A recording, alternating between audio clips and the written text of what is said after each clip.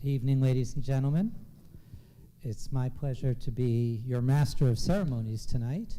I'm David Fishman. I'm professor of modern Jewish history here at the Jewish Theological Seminary of America. Let me welcome all of you first to JTS, to the Jewish Theological Seminary, and to the Jack and Louis Rudin Lecture. Tonight's program is a discussion of Anatomy of a Genocide, the life and death of a town called Buczacz. And we are holding it to mark International Holocaust Remembrance Day, which took place the day before yesterday. Some of you may be here for the very first time, and I'm very happy that you are here with us, perhaps again as well. And I'm delighted to welcome our live stream viewers. And it's wonderful to be able to share tonight's thought-provoking program with you. We have a number of congregations that have partnered with JTS to hold local screenings of tonight's program, and I will extend a welcome to them and list them.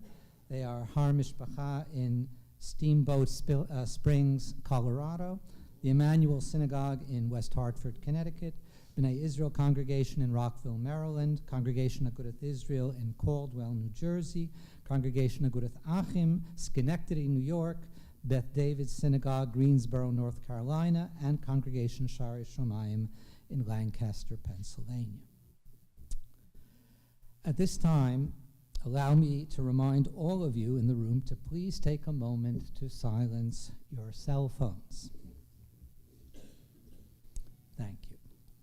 The Jack and Louis Rudin Lectures at JTS provide an opportunity for eminent academics, religious leaders, intellectuals, and public figures to discuss topics of interest with the JTS community and with the public at large. We'd like to express our gratitude to the Rudin family for sponsoring this lecture series, and to Alice Eaton, who is the program director of the Rudin Foundation, for her involvement with this series. Tonight's program was originally suggested to us by Dr. Alan Mintz, Zichrono Livracha, our late professor of Jewish literature at JTS and a friend and colleague of Dr. Bartov's, who passed away just this last spring. Dr. Mintz's final book was in fact a study of the Buczacz stories of the famed Israeli writer S.Y. Agnon. So in that way, he is also connected to this evening, and we remember Alan fondly at this time. I think we're here in the right place and in the right time for this evening's event. And allow me one moment to explain that.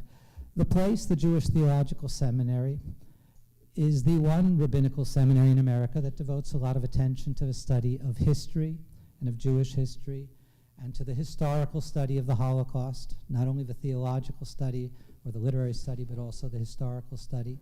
So we feel this is a very apt place to welcome this book into the world and to have a conversation about it. The time, well, this has been a busy week regarding Holocaust and its memory.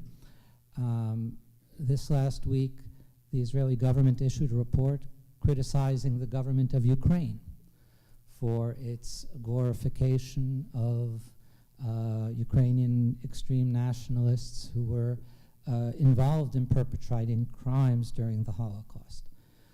Just on Friday, the Polish parliament issued a law limiting historical discourse on the Holocaust so as not to blame Poles for those crimes. So we have joined here tonight at a very special moment to hear about a book about Jews, about Poles and Ukrainians in Buczacz. It's now my pleasure to welcome and introduce tonight's presenters. Omer Bartov will be in conversation with Paul Holdengräber about Dr. Bartov's much acclaimed new book, Anatomy of a Genocide, The Life and Death of a Town Called Buczacz. Professor Bartov, for those of you who don't know, is John P. Birkelund Distinguished Professor of European History and Professor of German Studies at Brown University. After earning his doctorate in history at Oxford, his early research was on Nazi indoctrination of the Wehrmacht and the crimes committed by the Wehrmacht in World War II. He then turned to the links between total war and genocide, which he discussed in his book, Germany's War and the Holocaust, as well as other works. My favorite book, less known, but I think truly magisterial, is his book called Erased, on the fate of history in Galicia, as seen through a travelogue and a meditation. His new book is based on thousands of documents rarely seen until now, and as well as hundreds of first-person testimonies by victims, by perpetrators, by collaborators, by rescuers. It was just published by Simon & Schuster.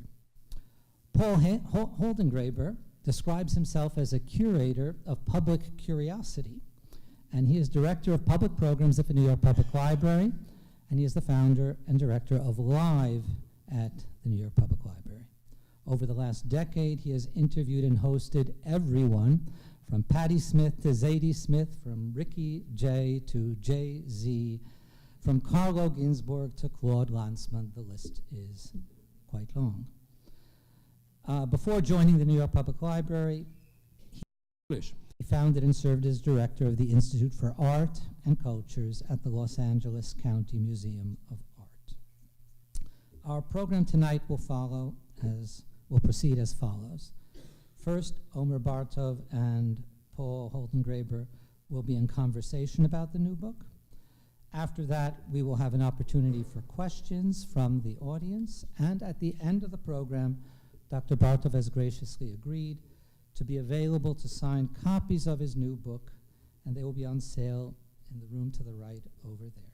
So I'm now very pleased to invite Omer Bartov and Paul Holdengräber to begin what I know will be a most illuminating conversation.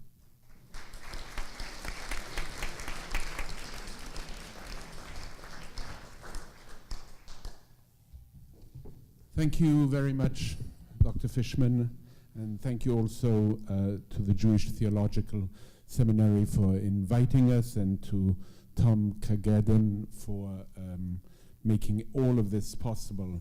I'm really very pleased to be speaking with Omer, who I have known for a long time and haven't seen in a long time, but we've known each other for, I think, over 3 decades.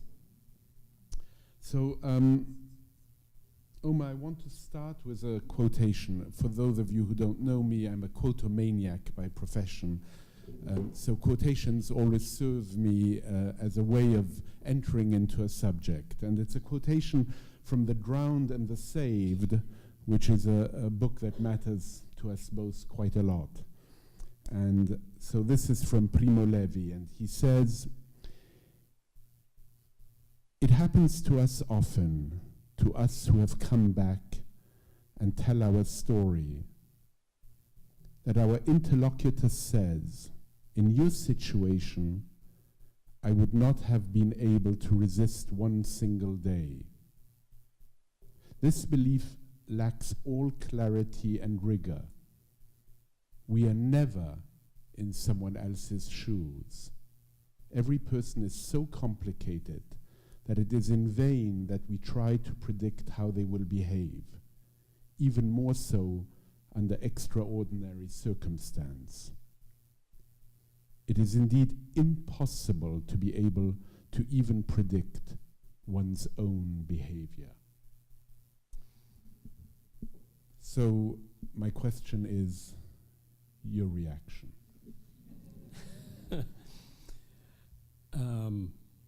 The Drowned and the Saved, which was published posthumously after Primo Levi's death, which might have been a suicide, was given to me as a present by Paul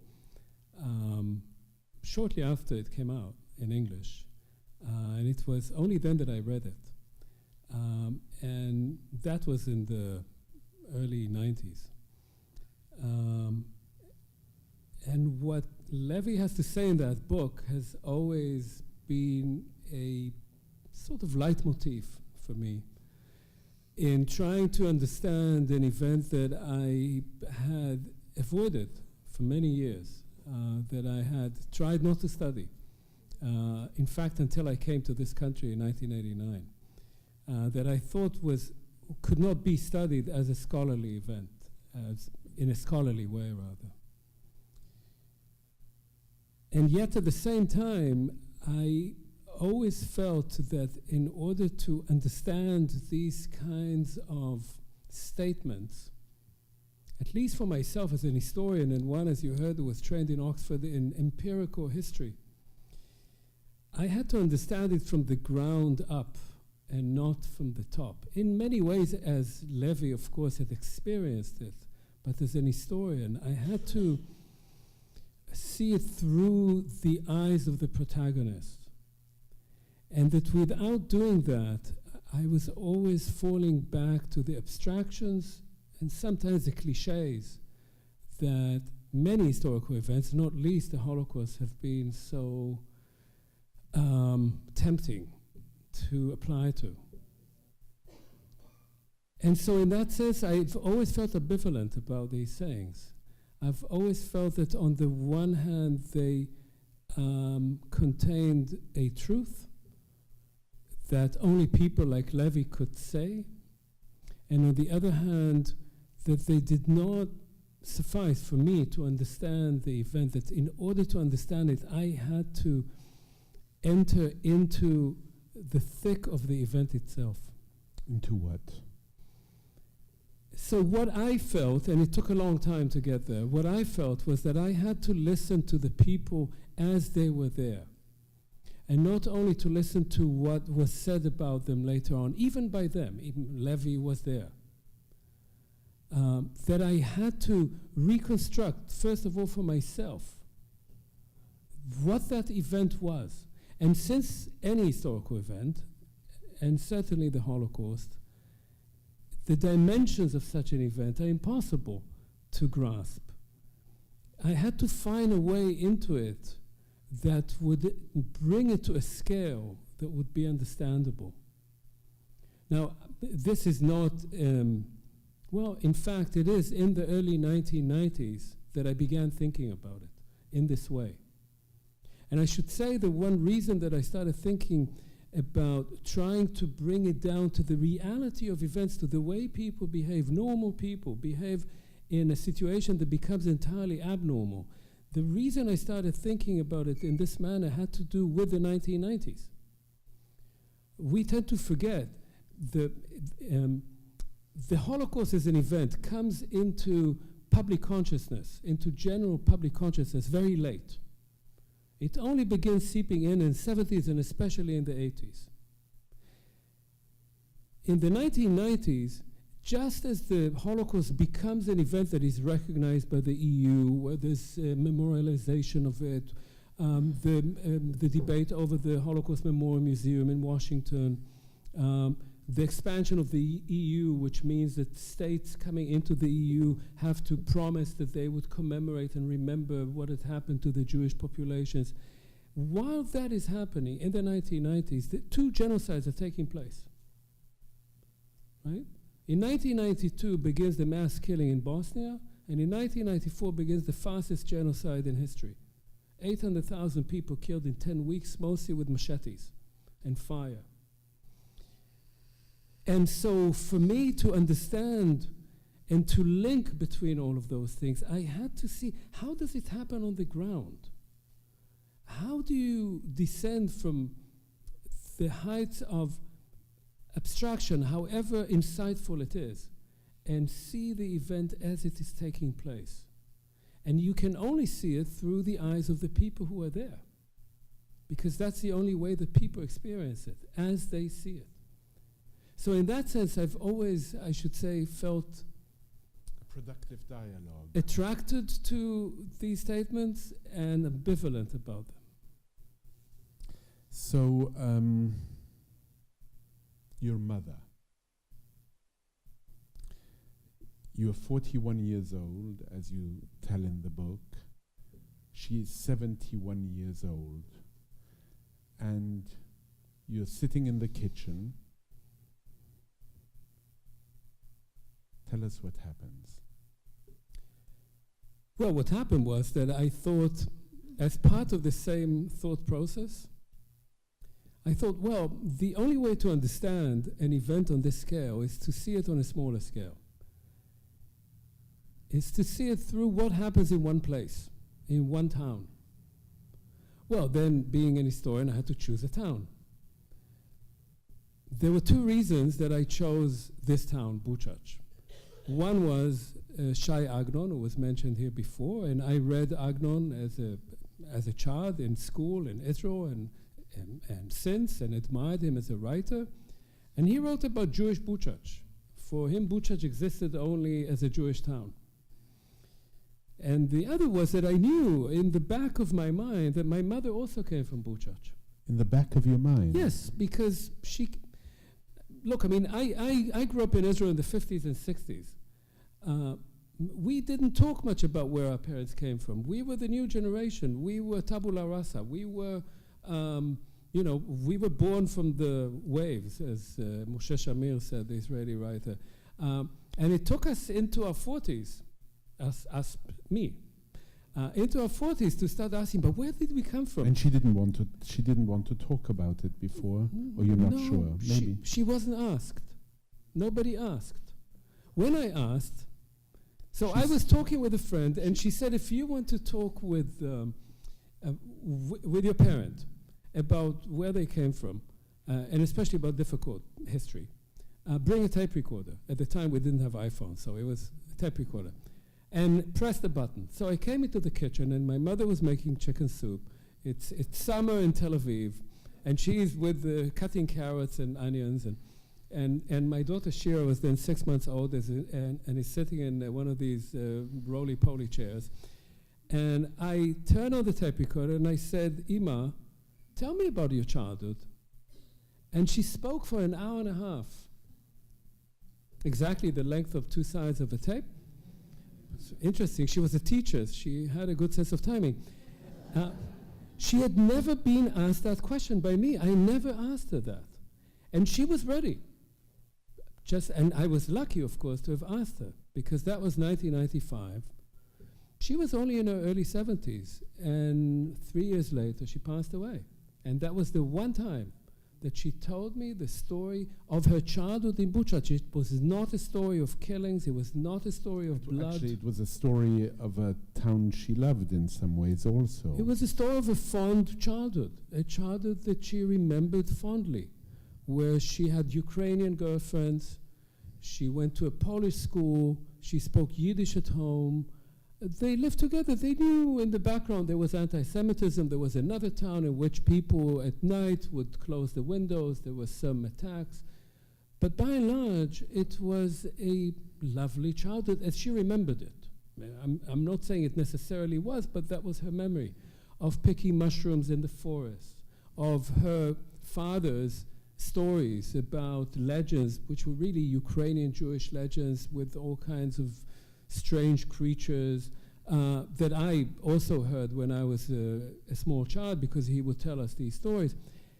So, having asked her that, you have to understand that we both didn't know because we didn't ask, and once we asked, the answer we got was not the answer we expected.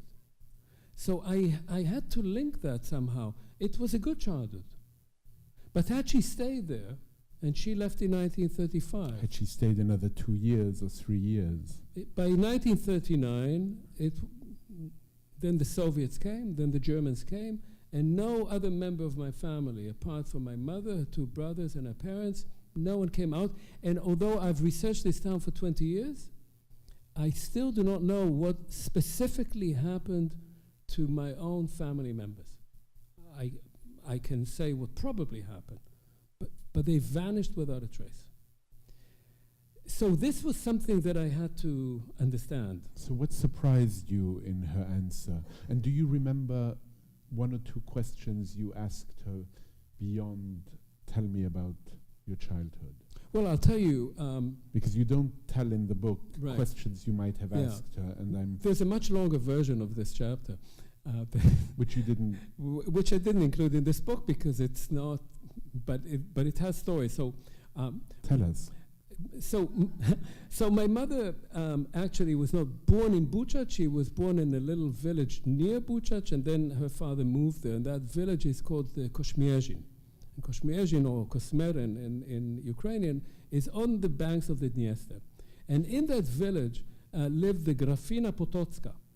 Now, the Potockis were a great noble Polish family, one of the richest, most powerful families in Polish history, and they were the owners of the city of Buczacz. These were private cities until the Austrians tore it off Poland, and they still remained a very important family.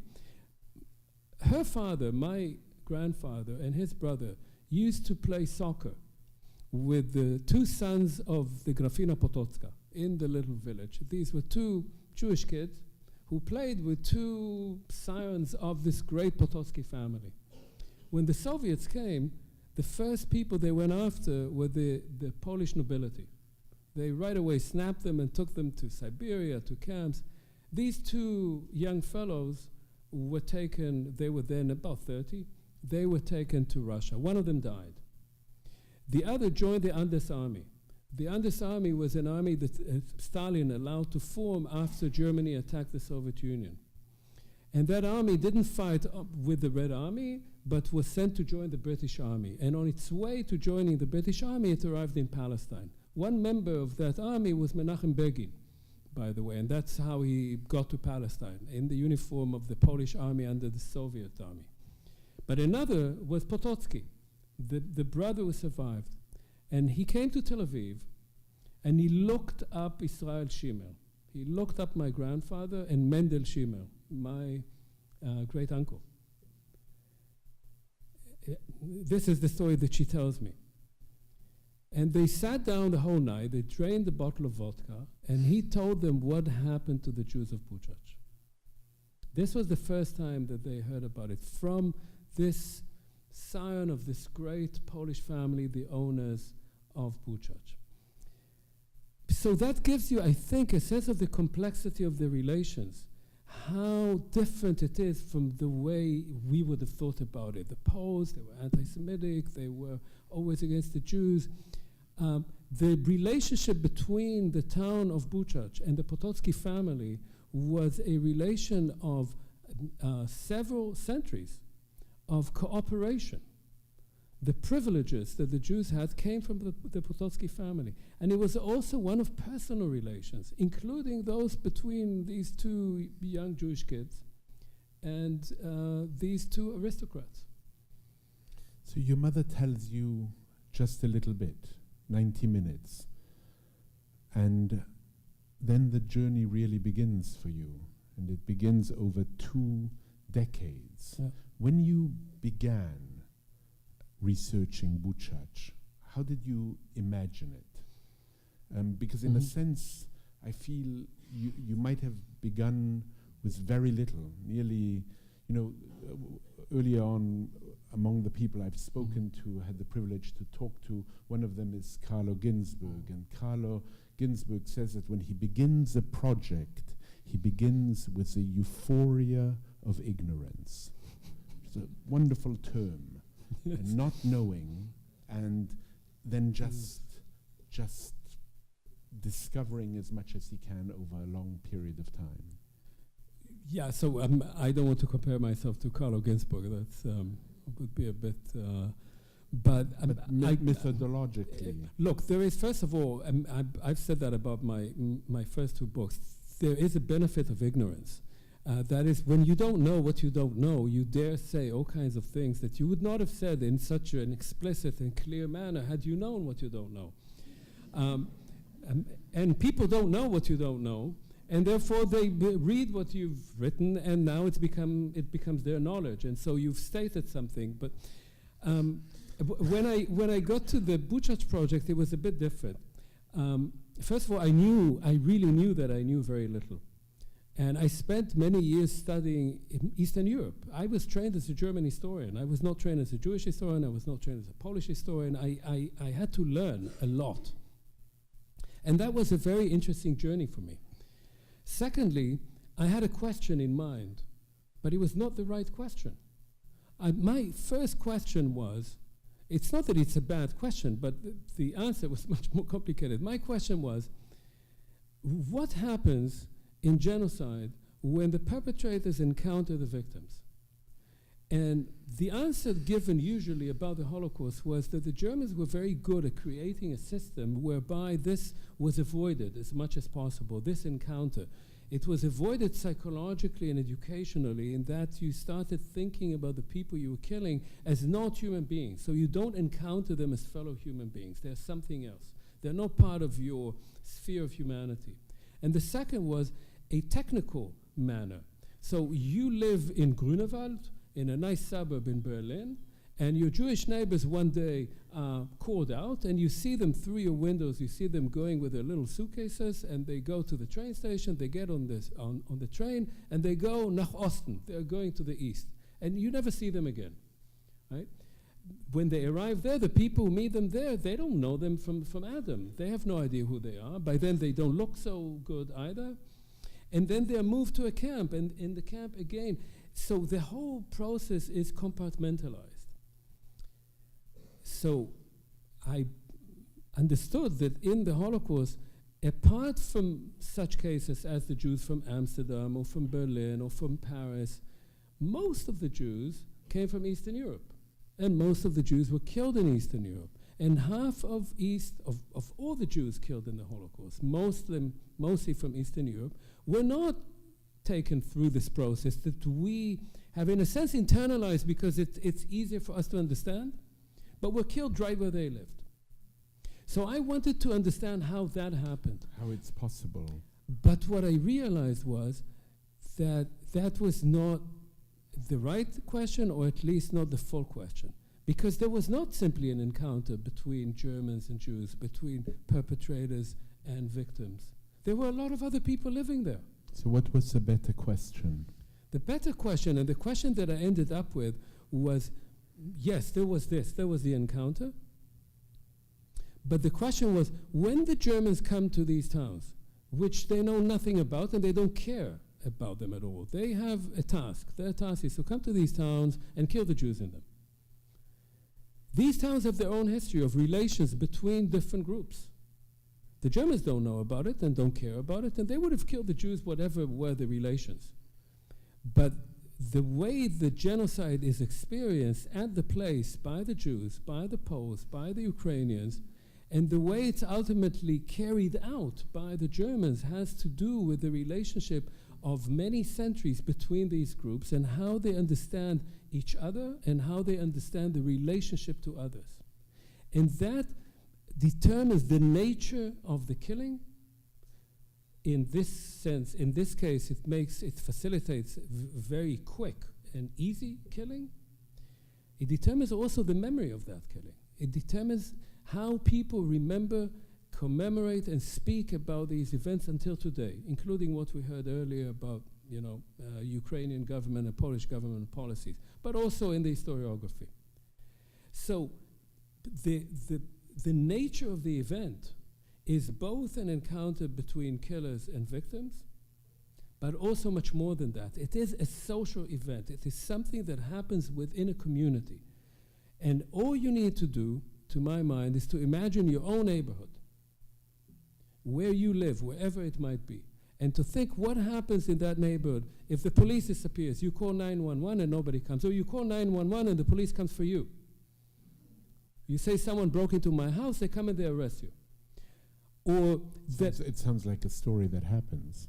Of course it happens, and it's happened many times after the Holocaust, of course. It hasn't happened to that extent in this country, but it has happened in many other places. To some people it happens in this country. Yes, it happens. I think it's a little more complicated in that sense, but yes, you could say that. But this sort of systemic process is somewhat different. Because what I'm talking about is that you take away the law enforcement agencies, or you determine that the law enforcement agencies are now enforcing a different law.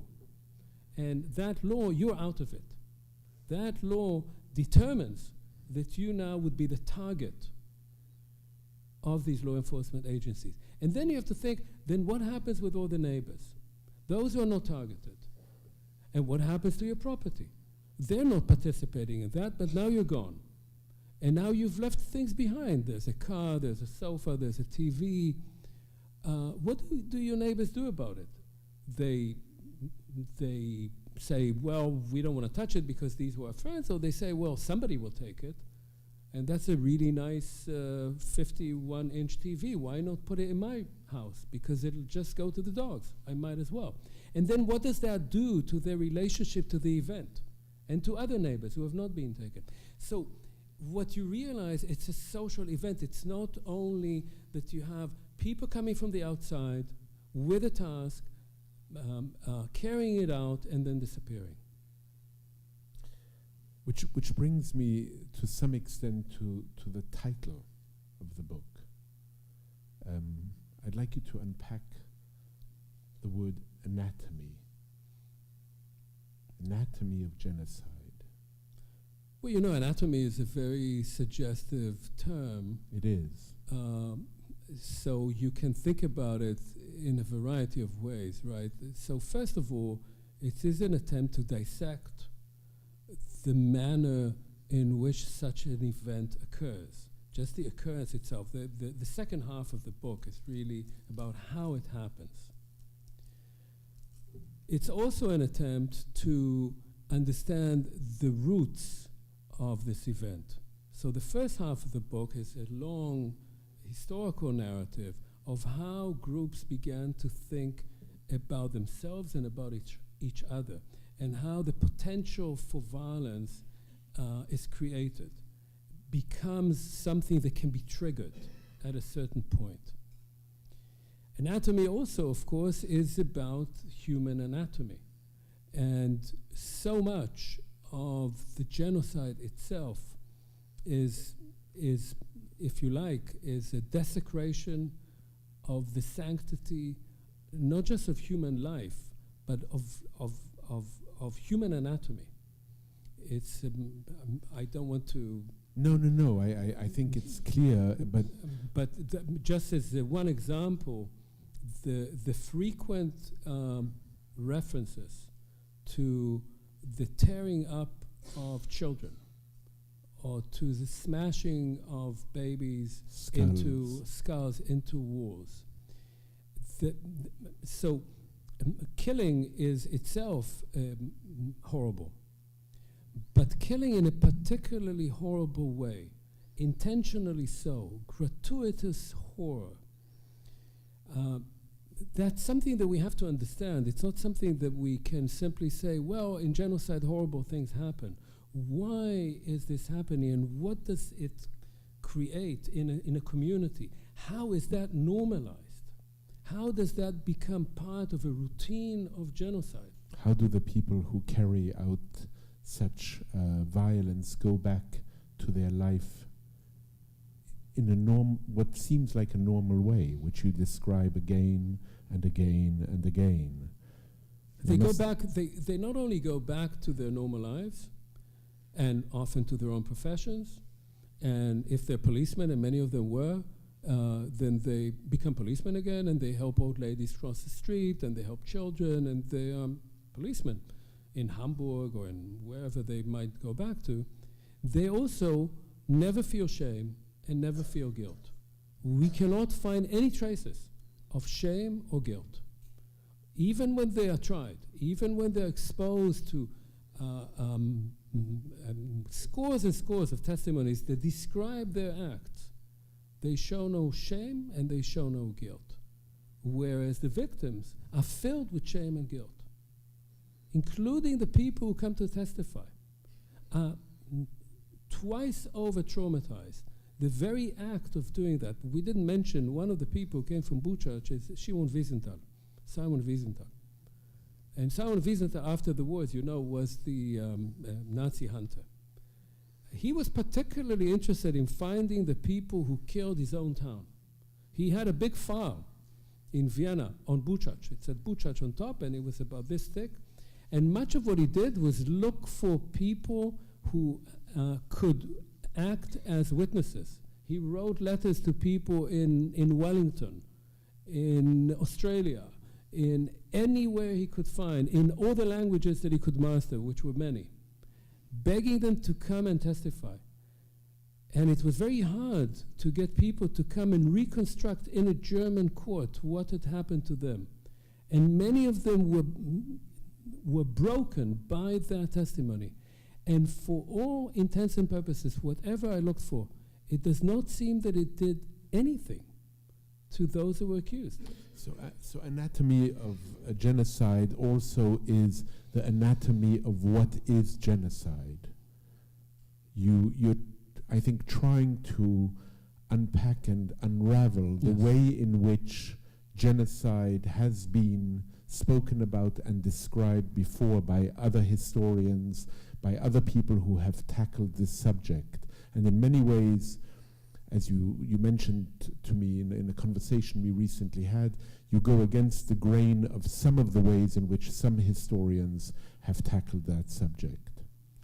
Yes, so you know, genocide again. It's one of those terms. It's of course a new term. It was coined only in 1944, but it's one of those terms that is so huge that we tend to think about it as something that is quite divorced from our own reality. It's something that is so different. It's so strange. It's so abnormal. And so it's been studied in a variety of ways. It's been studied as the genocide of the Jews. It was studied first of all from the top. How does a state, how does an organization create a mechanism that facilitates the destruction of an entire people across a whole continent? It's a big question. When I started this book, I went on a tour in Germany, and I visited a number of seminars where the Holocaust was being taught. I was curious, how are my German colleagues teaching the Holocaust? And these were big seminars with many students, and they were very interested and working really hard to understand it. And they were reading only German documentation on the organization of genocide, on how the bureaucracy worked. And they were right. They said, we have to understand how we, Germans, did it. And I said, are you reading any memoirs? Are you reading about the victims? They said, no, that's a different matter. It was also from a disciplinary point difficult to do, because these were subjective accounts, whereas the documents created by the perpetrators were good documents. You could trust the date. There was a stamp from the archive on them. They were good historical documents. You could believe them. How can you believe somebody who tells you what happened 15 years later? They get the dates wrong, the names wrong. So the entire experience of the thing itself was taken out.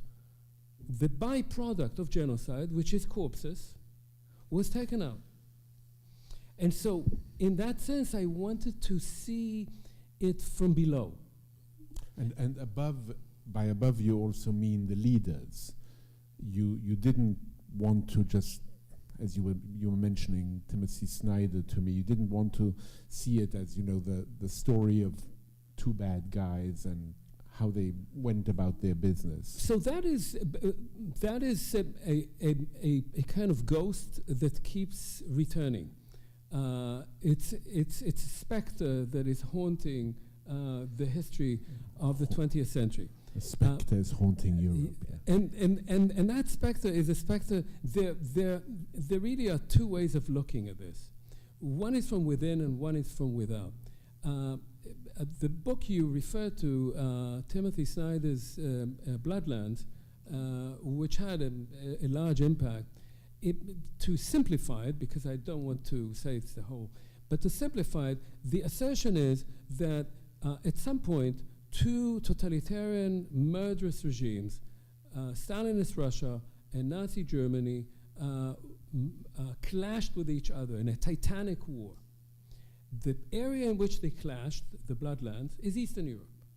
And that clash produced, he counts, it's a bit, who knows, 14 million victims. Now, in part it's true. In part it's true. Yes, Nazi Germany and the Soviet Union fought each other in Eastern Europe, and many millions of people were killed. But if you look below, you see that much of the conflict, apart from this big clash, is, say, in this area between Poles and Ukrainians. The Germans, who are then ruling, are not interested in that at all. The Ukrainians have an agenda. The agenda is to create a Jew-free and Pole-free Ukraine. When the Ukrainians start killing the Poles after most of the Jews have been killed, the Germans don't care about it unless they get in their way, because that's an internal matter. But that produces tens of thousands of victims. That produces an historical memory that still exists very much in Poland and in Ukraine. So, yes, the context is, of course, the war between the Soviets and the Germans. But what happens on the ground is very different. When you read the accounts by Jews, the testimonies by Jews of events in Buczacz, Jews mostly speak about their neighbors. They're not speaking about the Germans. Why not? Because they knew the Germans came to kill them, the Germans. It's these specific Germans, these security police people, and the gendarmes. They know them by name. Most of them know the Jews by name too. It's very intimate. But they know they're after us to kill us. But the neighbors are those who can either save you or denounce you, shelter you or hand you over. So when they speak about it, they speak about the neighbors, and they know them. They say, how could this man have done that? Our daughters studied together. His daughter used to come to our kitchen and they would revise for exams together. And now he's killed our family. How is that possible? When you look at accounts by Poles and Ukrainians, they don't speak much about the Germans. They speak about Poles and Ukrainians, because their memory of what happened in 1943, 1944, is that they were fighting each other. There were plenty of massacres of villages, many of the mixed villages, Ukrainian, Polish mixed villages, of each other. The Germans, yeah, they know the Germans are there, and they know the Soviets are coming. None of these people see the Soviet return as liberation.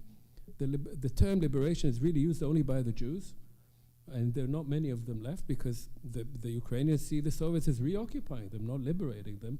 And the Poles, well, it's good that the Soviets come because the Ukrainians are murdering them, but then they take over Poland as well.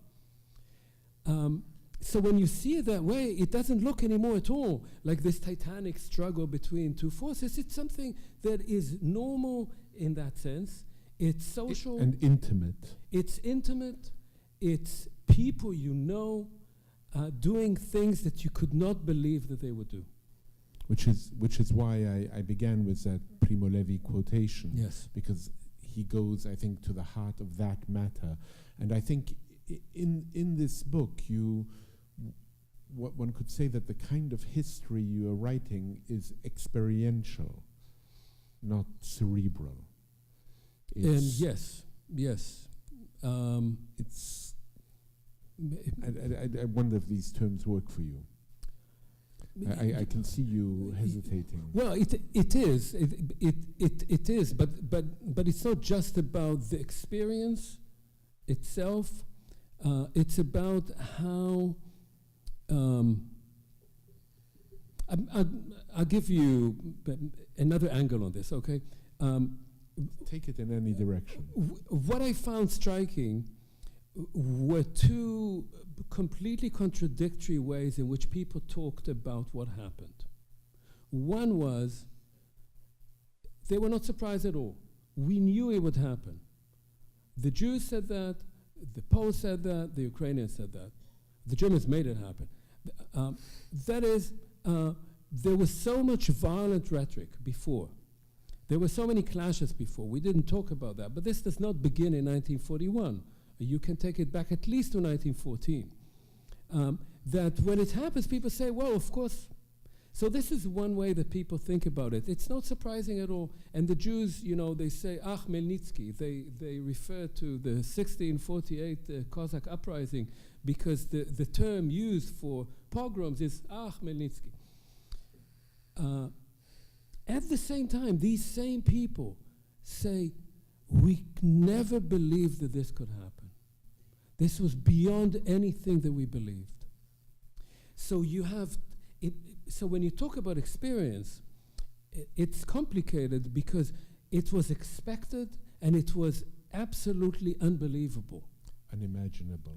And it's both of the, yes, it's unimaginable, and yet it's completely imaginable. That is, you can describe it in detail. Which is what you've done. Well, No, I use them. I use them to say what happened. I just quote them. I rarely say myself. I say what they say. But yes, if you put it together. What, I mean, I don't want to use the word percentage, but what part is archives and what part is conversations you had with survivors? So this was another question, and there was also a sort of methodological, historical question here, because many historians, as I mentioned, I talked about official documents. The other side of it was there was a great reluctance to use personal testimonies because they are subjective, because they're unreliable, and so forth. And there are valid questions about such accounts, clearly. So first of all, so my view of it was, and this took me back also to my dissertation when I was writing about something else. You take one place, you take a town, and you get all the documentation you can, everything. A total history of one place. Now, obviously, I didn't get everything, and I certainly didn't write everything, although some versions of this book were very big. But you try to use everything. And if you use everything or much of what you can find, and you can juxtapose official documentation of occupiers and rulers, accounts by people, memoirs, interviews, oral history, newspaper reports, if you can put them together, then in a way what you're trying to do is to create a three-dimensional picture of an event. It's not that one angle is true and the other is false. In both of them, in all three of them, there is, truth and fiction and ignorance and blind vision. But if you put them together, then you create something that gives you a much deeper understanding of the event.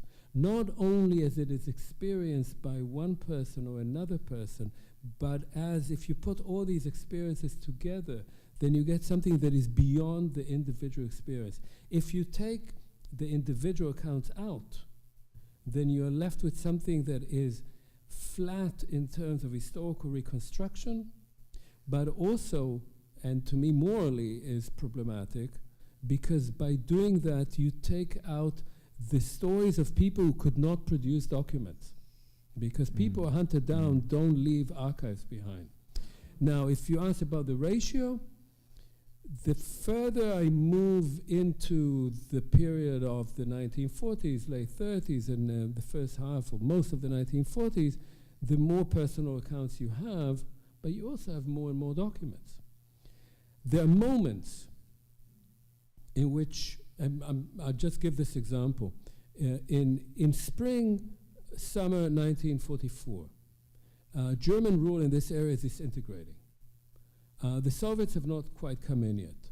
So there's very little German documentation, official German documentation, because the army is too busy, the SS is gone.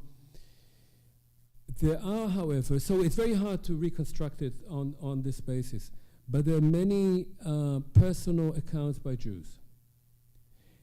Included in these personal accounts of Jews who are trying to survive, that's after this area was declared Judenrein, there's supposed not to be any Jews there, but there are Jews there. Many of those Jews who survived to tell this story are Jews who were helped by one German agricultural officer who was in charge of a farm, and one Wehrmacht officer in a little town near Buczacz, Tłuste, who saved about 600 Jews. And the Jews in all the area hear that there's this one guy, and they don't know his name, in Tłuste. And they all tried to get to Tłuste. Now, we don't know his name. He says to them, according to them, he says, I will stay with you here and protect you from the Ukrainians until the Red Army comes. And he leaves the day that the Red Army comes, at the very last moment. Now, half of those people are then killed because there's an aerial bombardment of this town right after it's taken over by the Red Army, and many of them burned to death in barracks. But those who survive, their accounts are the only accounts we have. If you mention Carlo Ginzburg, this is the one witness theory. Yeah. They are the people who tell the story of this one good German guy, and they don't have much love for the Germans. But they survive because of him, and their accounts are the accounts that commemorate this man, although we don't know his name. I mean, the picture you're slowly painting is a picture of deep ambivalence and of a difficulty of making judgments that seem sometimes too easy to make. And I think part of it has to do with the fact that you took 2 decades of your precious life to write this story. And Omer, I wonder what responsibility you felt that to tell this story through thousands of documents. You know, when I started, I thought, how many documents are there going to be about one little town? 15,000 residents. God is in the details. Exactly. So I thought a couple of years and I'll be done with it. So I did not plan to spend 20 years doing that. But what happens is that you become engaged in an undertaking which grows way beyond what you expected and had planned. And at some point, I did interview people. Many of the people I interviewed died subsequently.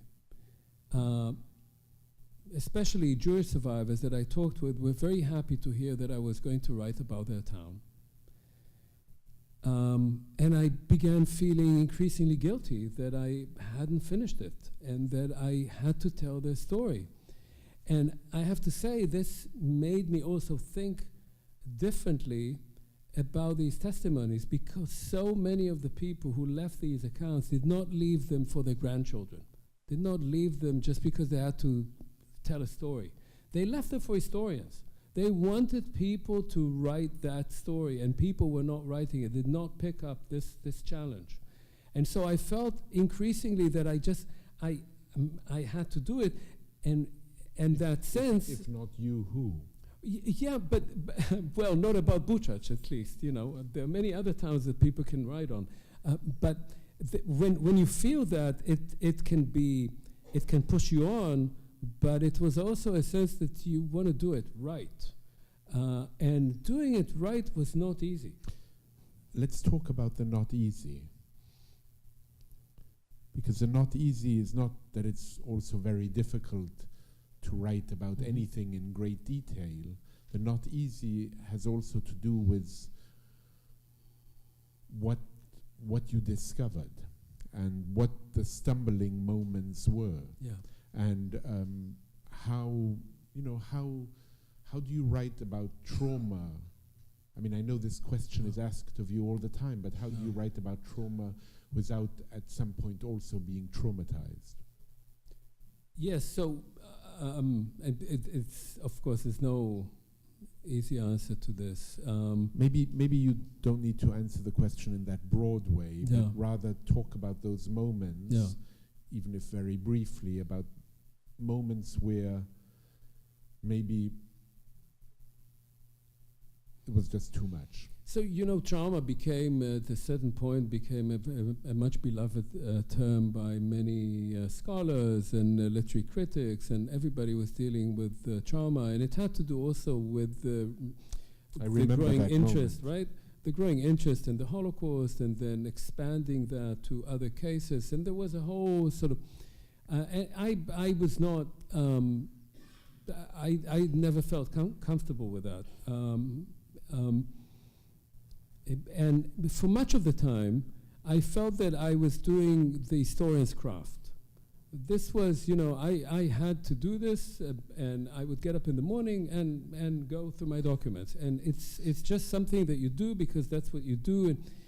And I try to find that balance. but obviously there were moments when it became very difficult, and they were clearly those listening in particular to testimonies, to people who had been taped or videotaped, talking. I had one moment when I was reading several accounts by women who had been little girls during the Holocaust in Buczacz, between more or less ages 9 and 12. And at the time, my daughter was that age. I had a moment that I just couldn't do it. I could not, with everything that we talked about, I could not connect between the little girl that I had at home who was living a normal life, although she may dispute that, but at least, and what these girls had gone through. Somehow it suddenly appeared impossible.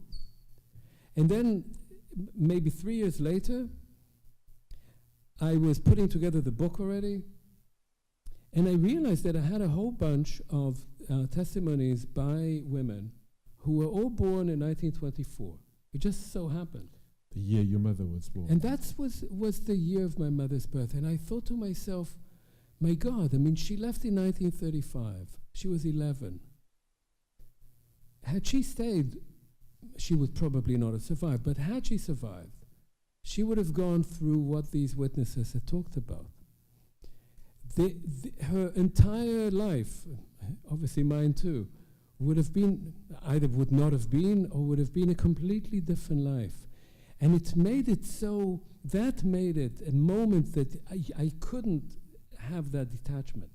You know, I'm so amazed hearing you talk about your mother and hearing you talk about your mother talking about Buczacz and in ways that are not that speak about the childhood as a pleasurable moment and remembering it, you know, with fondness. I'm always, I mean, you met my parents, and my mother was born the same year your mother was born, and my father was born before the end of the First World War.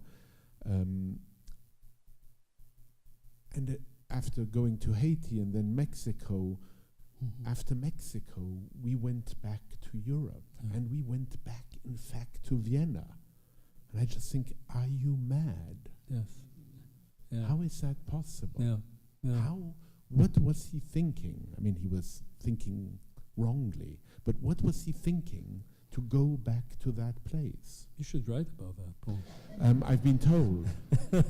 you told me about 20 years ago. Yes, yeah. Well, it takes 20 years. See, my mother never went back. And the sort of strange moment was that after that interview, she said to me sometime later, she said, you know, maybe we should visit.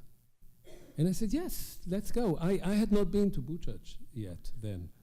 And we started talking about it in more practical terms, and then she became ill and died. But you would have gone? Possibly. Maybe. I don't know. But we talked about it at least. But when I went there for the first time in 2003, I thought, it's good that we didn't go together. I don't think it would have been a good trip for her.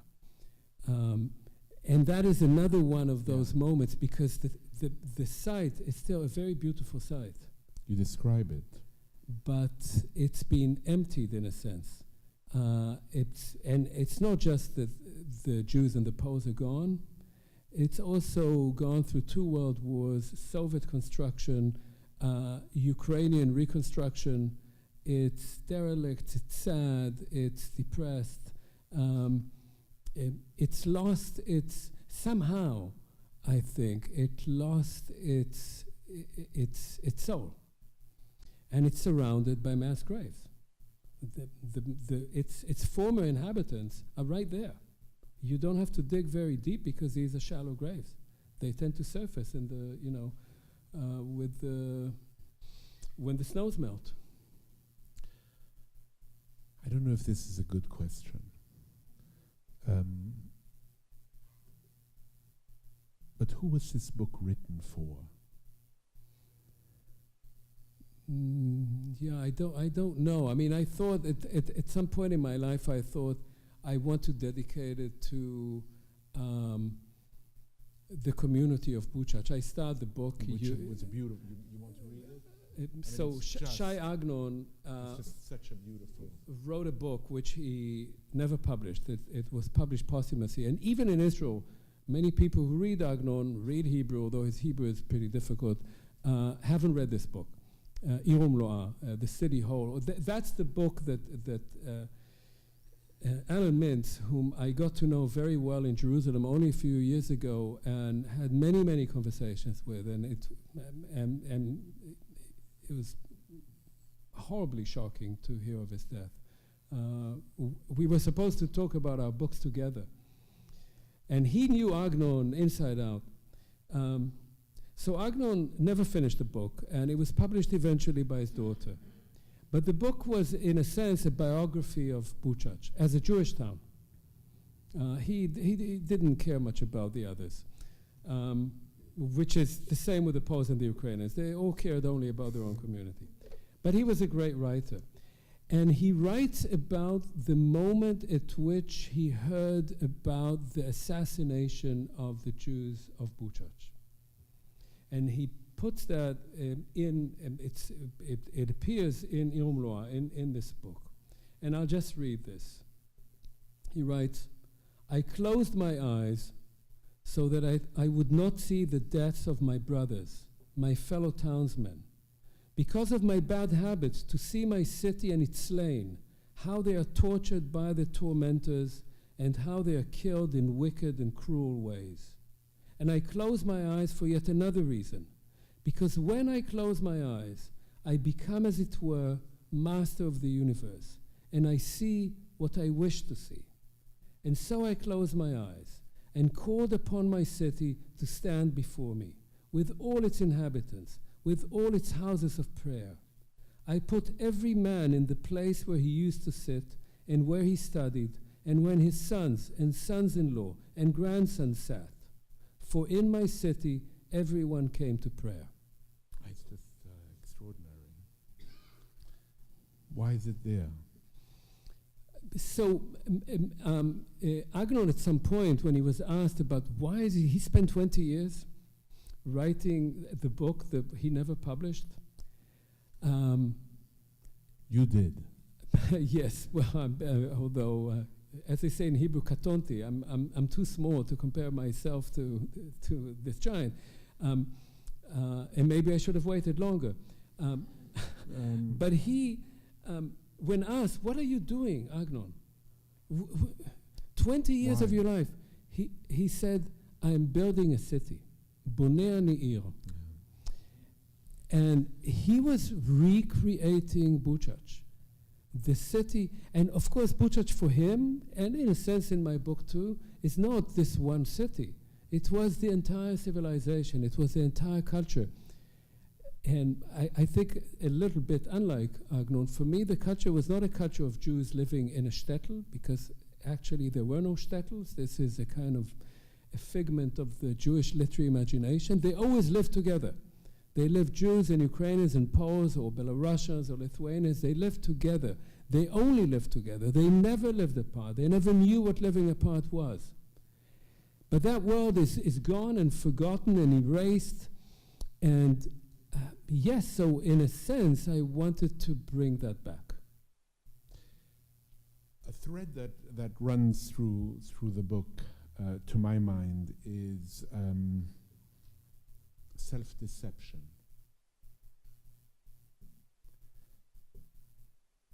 And I'm from another context.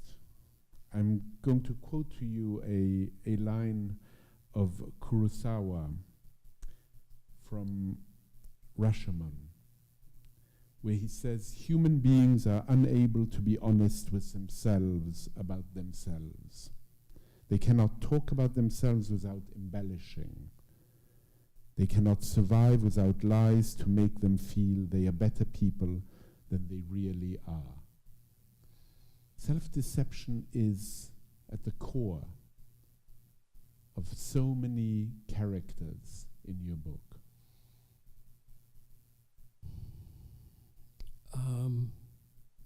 I think, to my mind, it's complicated because because there are very different types of perception in this book, and they also come from different times, and they refer to somewhat different experiences.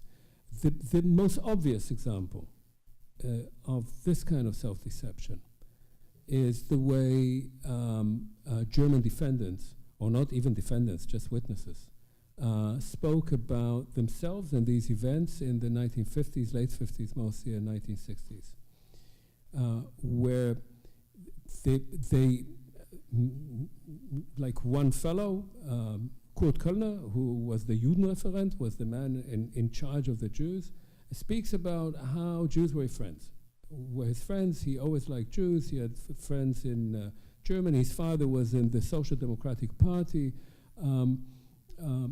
And in one way he's lying.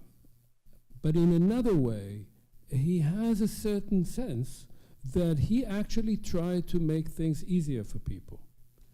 By making things easier for them, he managed to deceive them into believing him, which made then his task easier to kill them. So you have at least two layers of self-deception. Or three. He's cheating the court, he's cheating himself, and he's cheating the Jews. And at the end, he comes out feeling fine about himself. So he's again cheating himself by denying everything that he has done or presenting it in a way that is entirely acceptable to him. So these are layers only in one person. When you talk about neighbors, the Polish and Ukrainian neighbors, there also are layers of talking about what happened. Much of this is a discourse about victimhood. Much of this is that we were victimized by others, usually by our neighbors, or at least these are the victimizers we are most interested in because we know them. And we know precisely what they did to us. They denounced my uncle, and that's why he was deported to the Soviet Union. Right? And he died there in Siberia, and we will never forget that. These bloody Jews, or Poles. So when you talk about that, when you say, yes, but you know, Jews were deported too, no, I don't remember that. That's not true. It couldn't have happened. I didn't see any. Maybe they were, but I didn't see any. Although if you look at the statistics, you know that proportionately more Jews were deported by the Soviets than either Poles or Ukrainians. But within that story, it doesn't figure. So is it deception, self-deception? It's more than that. It's a mobilizing perception of things. It allows you to do things that otherwise you wouldn't allow yourself to do. If you talk about the Jews, there's various cases, and these are cases that often people are very troubled by and don't want to talk about. But one case, one of the characters that I actually did interview, he actually lived in the area, in the neighborhood that I grew up in Ramat Aviv, in North Tel Aviv.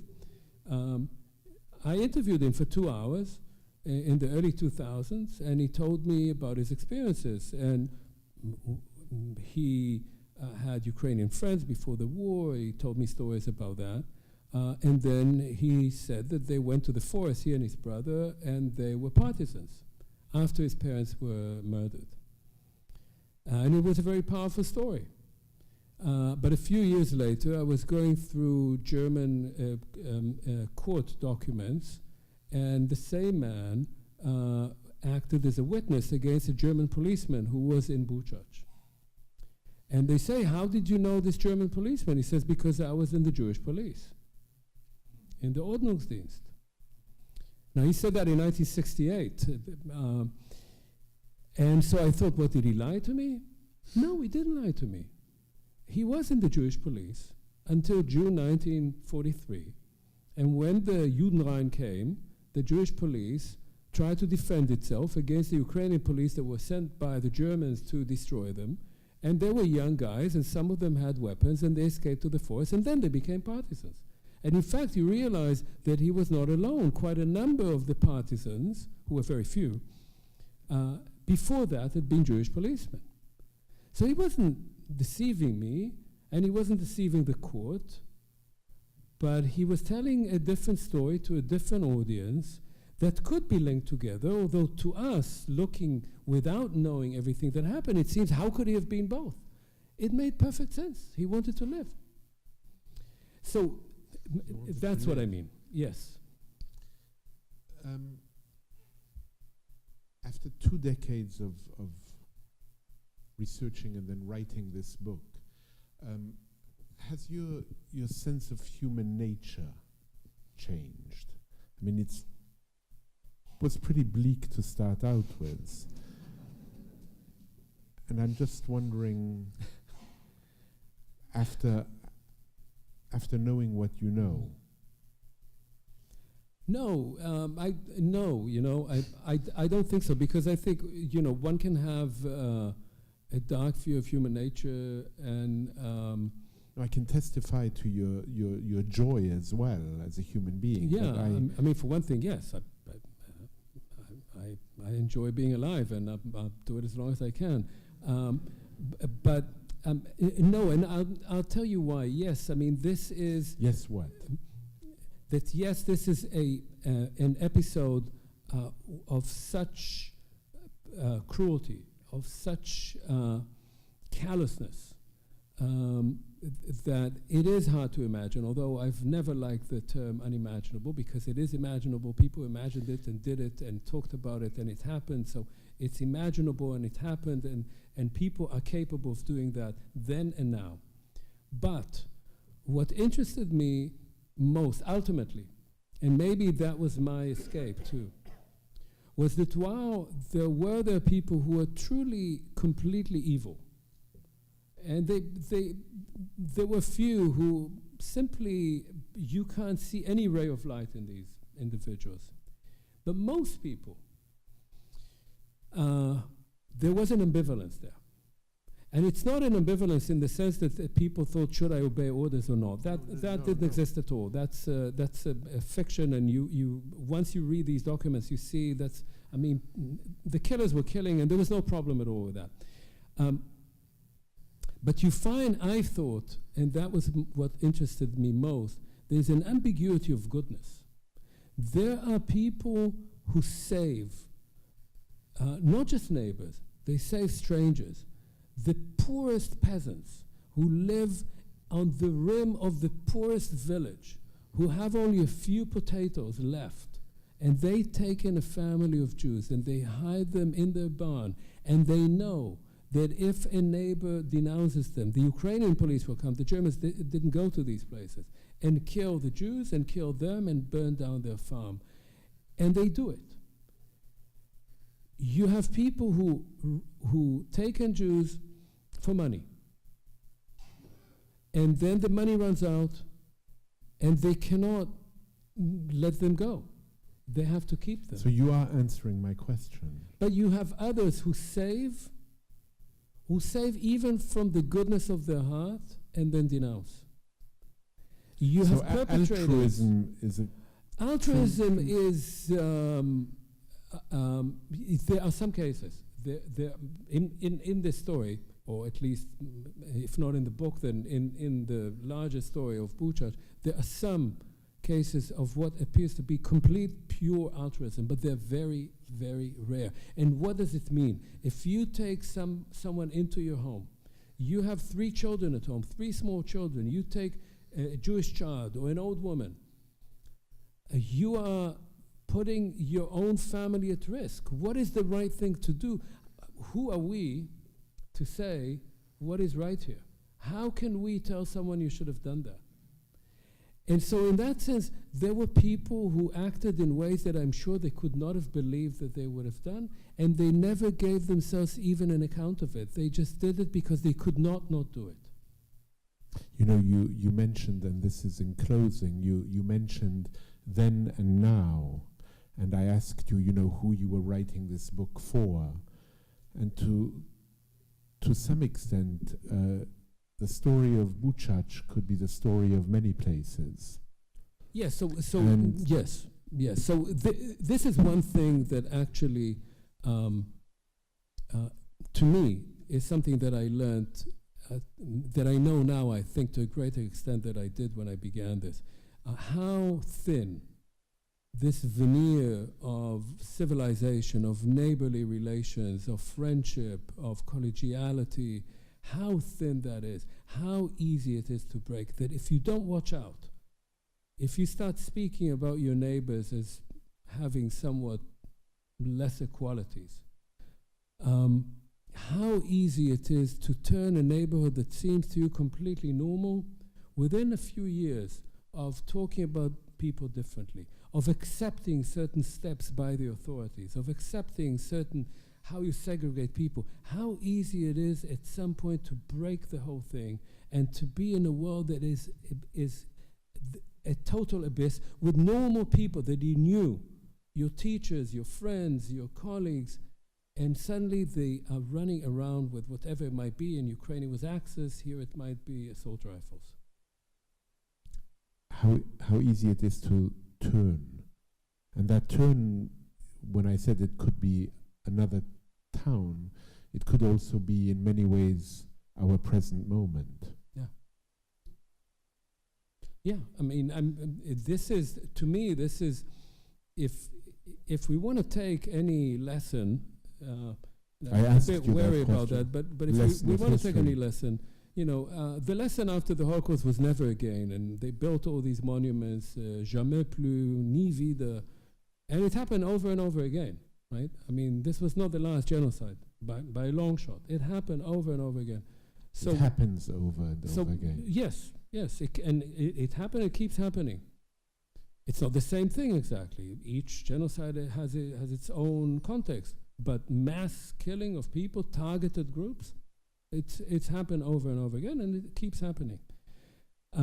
So yes, we have an international regime of law now, and there are all kind of mechanisms in place that might be used, but usually have not been used when the time came. But if we want to take a lesson that is more what we can watch out for, we as individuals, as citizens, it's this one. It's that when there is talk in your society about people having fewer rights, or people being particularly dangerous or malicious, whether they're refugees, whether they're foreigners, whether they have one color or another, or they have one religion or another, once you start that talk and you let it spread, you let it proliferate, you are beginning to see how that thin veneer is being worn down. And before you know it, it's very hard to stop. That is my fear. It's not that people are murderous, but people can relatively easily be manipulated into thinking that they're being threatened, that they're being victimized, that someone is after them. And once they think that, once they are caught in this network of victimization, then they feel they have license. And they will do things that they could not imagine they might. And do you think one can ward oneself against that in any form or fashion? I don't know if would, but at least try to fight against it, talk against it, demonstrate against it, do whatever you can, teach against it, but never accept it. And whenever you hear this rhetoric, I think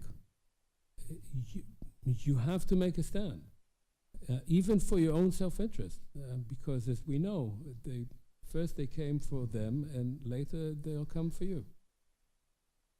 Omer, thank you very much. Thank you.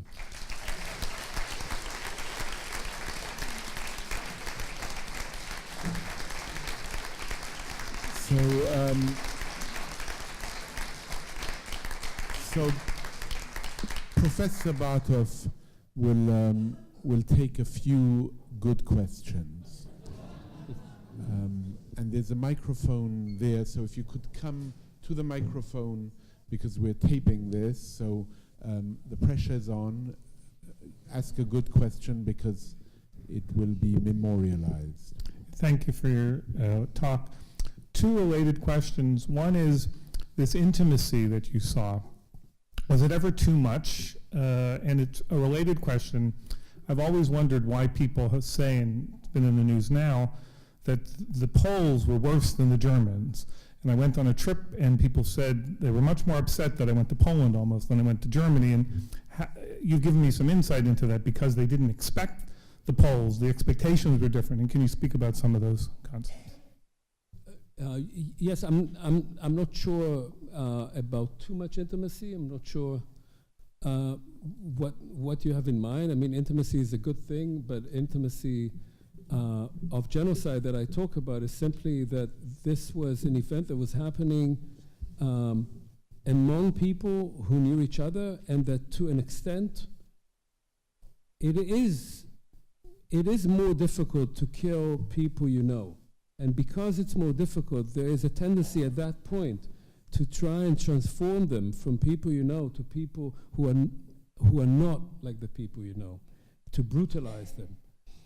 The second question, it is true, many of the people that I spoke with said, especially about Ukrainians, not about Poles, because that's Eastern Galicia, so it's mostly Ukrainians, and they said to me, don't go there, you should be careful, these Ukrainians, they're all roitzchim, they're all murderers. Now, obviously, they weren't murderers. I went there, nobody murdered me, and it was fine. But the reason people said that, often the same people who said that, well, then I would ask them, so how did you survive? And it turned out that some Ukrainian peasant helped them, sheltered them, risked his life for them. So why that saying they were worse than the Germans? It's because they didn't, it's not just they didn't expect it from them, they knew them. They knew them by name. The Germans came from the outside. The Germans, well, sure, they did what the Germans were supposed to do, but your neighbors didn't. So I think that's the moment. I'm wondering, amongst the different people that you spoke to, who were there, either the ones that denounced or the ones that collaborated or the ones that killed, did you come across, did any of these people, were there people that actually felt extremely guilty or guilty and then extremely guilty as they were talking to you? Did it occur to them, or were they already feeling guilty when they spoke to you? You mean among the local Or ashamed, I should population? say also, ashamed.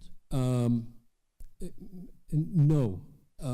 So, I mean, I spoke, and some people were interviewed for me by Ukrainians, which created a different dynamic about, with some locals.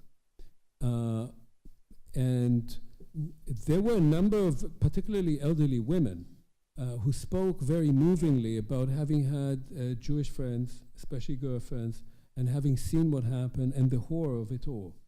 And they described it in very vivid terms, and they were obviously traumatized by that. But they tended to then say, but we, Poles and Ukrainians, did all we could to help them. And they could not bring themselves to talk about the fact that people were being led to the killing by Ukrainian police. That doesn't come up. In some cases, they said they were led by police wearing stars, meaning by the Jewish police. But they couldn't bring themselves to talk about their own people. Hi, I wanted to ask you about this, continuing on this theme of the inability to feel shame and guilt. And the idea that as you were speaking, I was thinking of the concept of the collective unconscious. And that you didn't speak about the Ukrainians and the Poles as being Christians. And the fact that Jews are very much defined by their religion. And in the Christian collective unconscious, Jews are Christ killers. And I wondered, at the risk of being politically incorrect, how that played a role in this inability to feel shame and guilt, because at the end of the day, it was retribution for some ancient myth about Jews as Christ killers.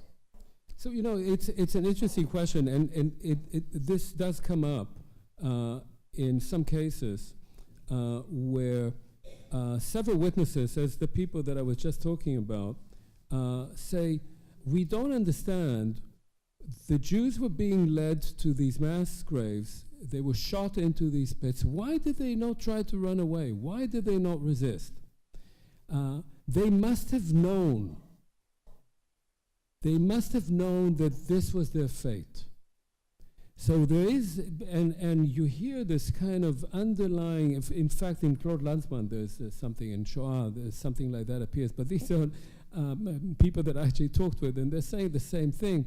So there's a kind of expectation this was their fate. But of course, what they're not mentioning is the fact that they couldn't run because they were surrounded by armed Ukrainians. That's why they couldn't run. And those who ran, and there were people who ran, were shot down. But I have to add another element to this. There is a great deal of killing between Ukrainians and Poles. Now, they're both Christian, although they are distinct by the fact that to be a Pole, you're a Roman Catholic in this area, and to be a Ukrainian, you're a Greek Catholic in this area. And in fact, if you change your religion, you very often become either Ukrainian or Polish.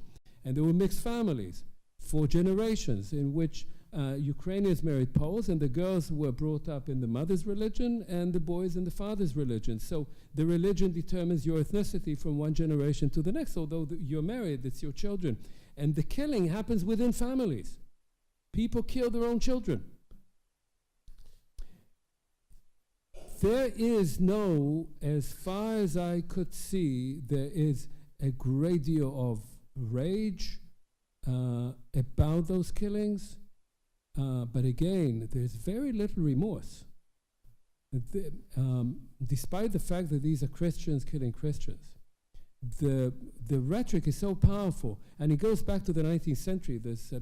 I can't go into all of that now, but the rhetoric for purifying Ukraine from the Polish menace in Western Ukraine, in Eastern Galicia, in this area, is so powerful that you don't find too much remorse, even in this kind of killing.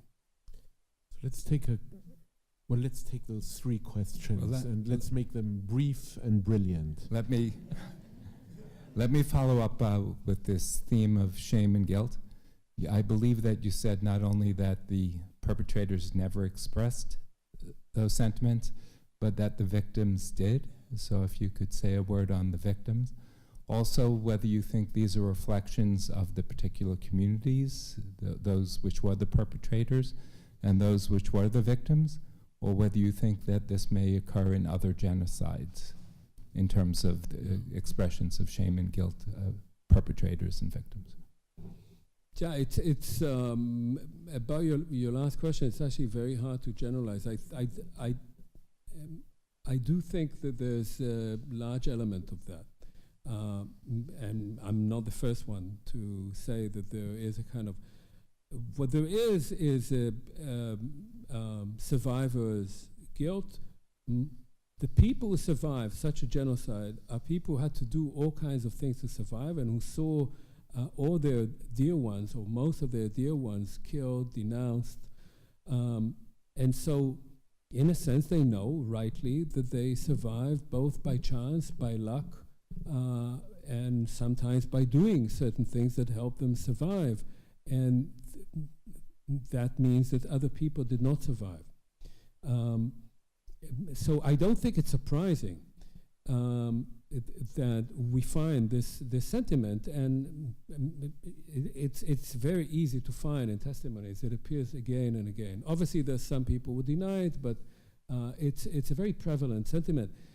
Whether perpetrators, whether the case of, particularly with the German defendants, whether this was specific to Germany or not, to these specific perpetrators or not, again, it's very hard to say.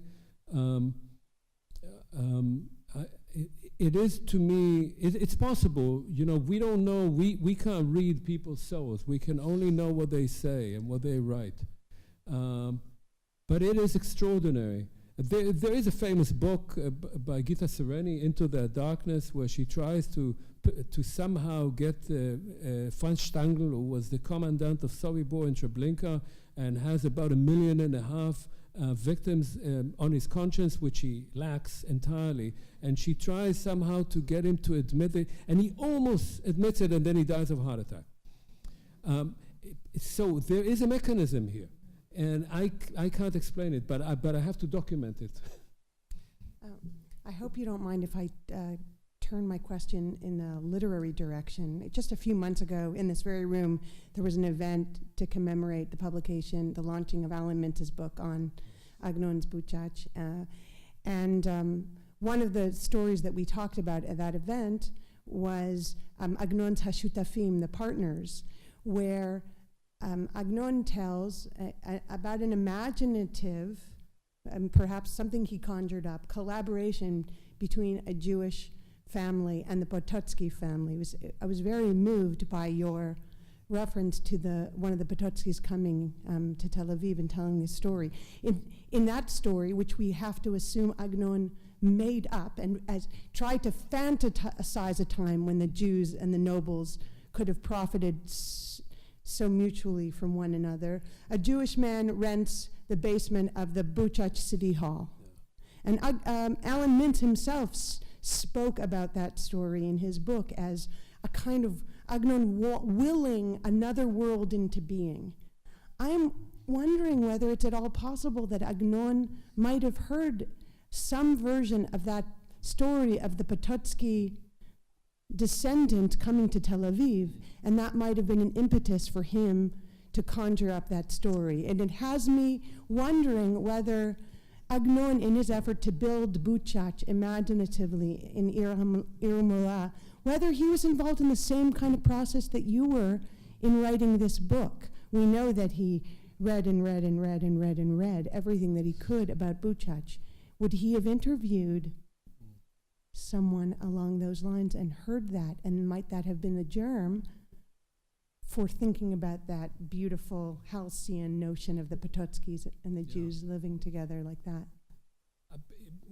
It's possible. I don't think that that Agnon talked with my grandfather, and in fact the story was that Agnon in 1966, as he was coming back from the Nobel Prize, passed through London, and at the time my father was culture attaché in London, and so he came to our home, and my father was also a writer, and so my mother said to Agnon, you know, Mr. Agnon, I'm also from Buczacz.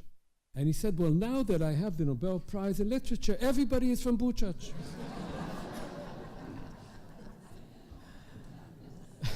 So let's take those two. I guess we'll take those two last. I'll just say, Agnon also did a lot of research, and in his research, it is true, there were Jewish stores at the base of the Ratush, of the town hall, the Rathaus. And so there is a basis to the story, and the Jews were for about 300 years working very closely with the Pototsky family. The 1699 privileges, which were given by Jan Pototsky to the Jews, lasted until 1772 and facilitated Jewish prosperity in 18th century Buczacz. So there is definitely a historical background to this. I think many of us are fascinated. Come closer. I think many of us are fascinated, it's the wrong word, but whatever, by the Holocaust in a sense, thinking of it as the civilized world, how could it come to this kind of thin line that you're talking about? So when I first heard or read or learned about a Nazi that would take a Jewish baby and just hurl it against the wall, I couldn't think, is this because they were so indoctrinated, there's a little roach, or there's a roach that's going to multiply and kill us? Now, on the other hand, so that in a sense, maybe there was some feeling in it, maybe, to me, in a sense, there was none. It was just, okay, this is what we do. We throw babies' heads against the wall. In Al-Naharot Bavel, what's it in English? By the waters of Babylon, at the very end, which we don't sing on Tisha B'Av, we leave off the part where it says, if we could only, we would take these babies and smash them against the wall. I understand that's the hatred for what the Romans, whomever, exiled them. And I just wonder, the question is, how do you see the difference? In other words, I understand the motivation of the Jews that were, I'll smash the head of the enemy because of what was done to me, whereas these were Germans that, in a sense, nothing was done to them, and they couldn't see the humanity in a baby. Someone just smash its head. For me, the first difference is very simple between rhetoric and deed. So when you write, we should smite the Amalek. Okay, so you wrote it, it's bad enough. But if you butcher a baby, then you're butchering a baby. And so this is one thing that we have to distinguish between the two. The second is that it is hard, and I've tried to think about that. What makes men, and these are all men, act in this way toward babies? Because it is an act that in itself is a demonstration of the inhumanity of these others. And it is a brutal and brutalizing act. It's one that enables you then, if you can do that, you can do anything. Whether it is comes from a world of ideology, a world of prejudice, a world of violence, I think it's always very hard to distinguish between them. I think it's probably all of the above in different measures. Some of the people who are doing that were not educated in Germany. Some of these policemen are ethnic Germans from Poland or Czechoslovakia. They never went through Nazi education. They internalize some anti-Semitism. They internalize a lot of brutality. They themselves went to really brutal schools. It's very hard to do an archaeology of this. But the acts themselves are acts that have their own momentum. They facilitate more such acts, and they create a world of complete callous attitude toward entire groups. Once you've done that, you've opened the gates. And that to me is maybe the most important in this moment. My father was also born in 1924, a survivor from a different area, but his uncle lived in Buczacz, and he never heard from any of them again, to his great pain. My question is about the uniqueness of the Holocaust. What you said just now, a few minutes ago, about the Ukrainian Greek Catholics and how they fought the Polish Catholics and killed it among their families. I attended a movie recently, The Insult. It's a Lebanese movie about the horrors that took place in the 1970s. Lebanese Arab Christians being butchered by other members of Lebanese society, and vice versa. They all kill each other, and they all hate the Jews, of course, the Israelis, etc. With all this hate and all this genocide and all these murders and murderings, and what can you say is unique about the Holocaust, the systemic dehumanization, not 800,000 people being killed in a few weeks with machetes, but as you've documented, as you've told us, how it was so organized and so systematic. Is that the unique characteristic of the Holocaust? Is it something else? Can I say that reading this extraordinary book, which all of you should get tonight and read carefully, I feel that you don't think it's unique, but I might be wrong. You answer the question. Well, I don't like the discourse of uniqueness in history in general.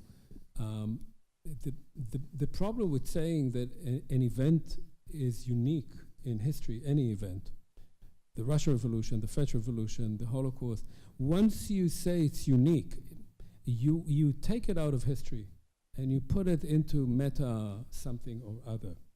And once it's there, once it's not historical anymore, then there is nothing more you can say about it. You can have a cult of it, you can worship it, you can mourn it, but you can't do what I do.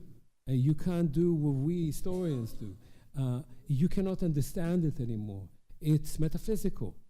Now, on the other hand, every historical event has unique features. No historical event is exactly the same as another. The Holocaust had clearly unique aspects. They were not those that I describe in this book. The unique aspects of the Holocaust were, in fact, the creation of the extermination camps. There weren't such extermination camps before, and despite all the genocides that came after 1945, nobody came up with such an arrangement, such a good, efficient arrangement of killing large numbers of people in a relatively detached manner. That is definitely unique. But killing in neighborhoods, in towns, involving policemen and neighbors and the military, that has happened before the Holocaust. It happened, let's say, in the Armenian genocide. It happened after the Holocaust. So for each of those, you can say there are unique elements to them. As I said, the Rwandan genocide is the fastest genocide. No one has managed to kill so many people so quickly. It's absolutely extraordinary. It happens in one little village after another on 1,000 hills. My worry about the rhetoric of the uniqueness of the Holocaust is not only that it takes it out of history, but also that it brings it into a type of political discourse, which is what, in fact, this book was about.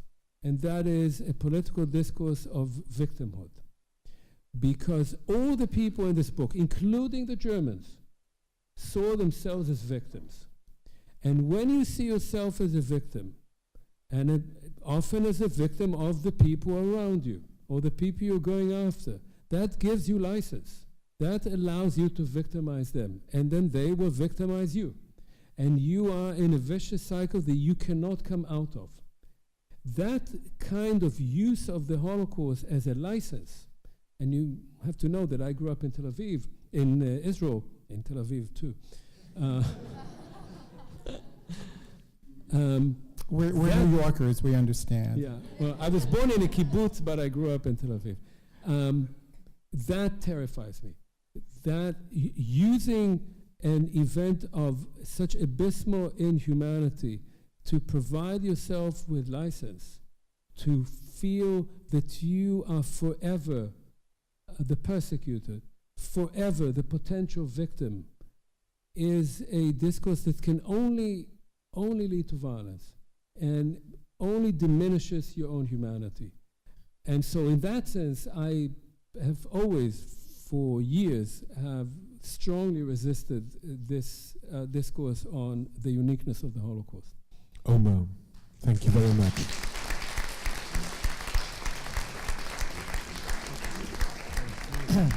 Thank you, Paul and Omer, for an extraordinary presentation. And thank you to all of you for attending. Please come and purchase the book, and Dr. Bartov will sign. And a good night.